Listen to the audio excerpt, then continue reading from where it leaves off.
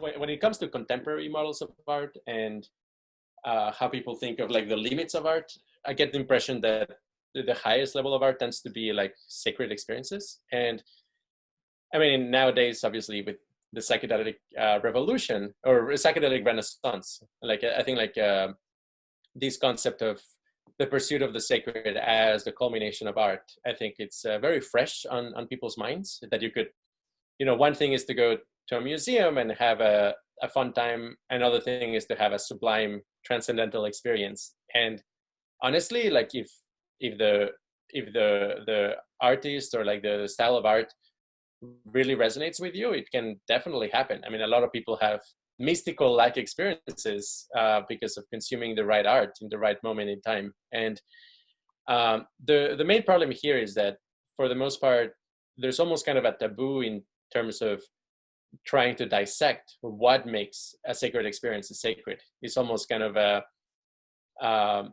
people don't feel like you will take away the magic if you explain actually what's going on there. And in that sense, I would say that model of art does entail oftentimes a little bit of anti-intellectualism, that people are kind of allergic to, like, oh, well, don't tell me what's going on in my brain, I just want to experience it.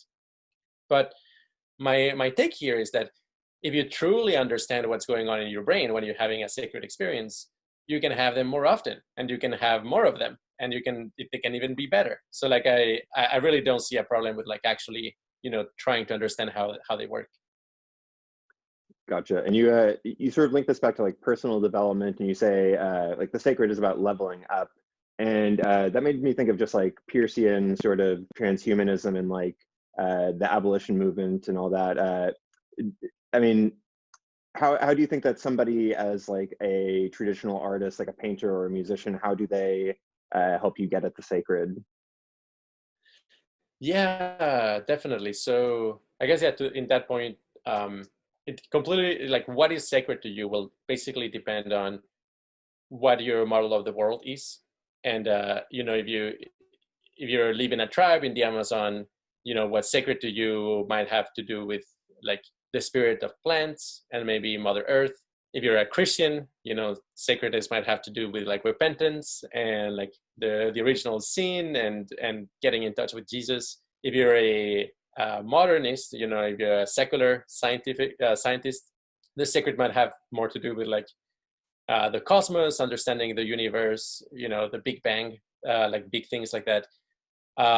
If you're postmodern, the sacred might have more to do with the interaction between cultures, or like the shared humanity across our divergent thinking, or even like the fact that reality is inherently paradoxical. Like that's definitely a theme, right? Like a lot of people who are kind of in the postmodern level of development, they really get off on this idea of like there's no ultimate answer, like there's reality is inherently contradictory or paradoxical.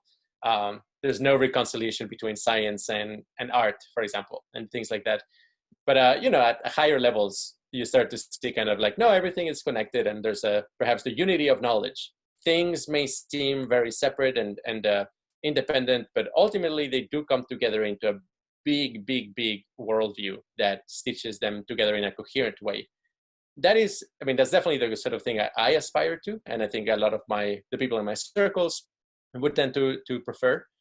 And I mean, I have seen like some pretty nice like art pieces that kind of evoke that. I mean, obviously the cheapest and perhaps even the most effective way is to actually add lyrics and like specifically discuss kind of the themes in your art. So I could mention, for example, I mean, honestly, something like Harry Potter and the Methods of Rationality. I would consider it an attempt at the sacred for nerds, people who are like, yeah, like Les Wrongers and and rationalist, effective altruist. Like, yeah, that's a very sacred type of writing, honestly, because the whole point there was like, hey, like if you have like a very rational Harry Potter, like he would actually try to dissect what's going on with magic scientifically and then use it for the benefit of everybody. And I think like that's a really cute and nice concept, and it applies to our current world as well.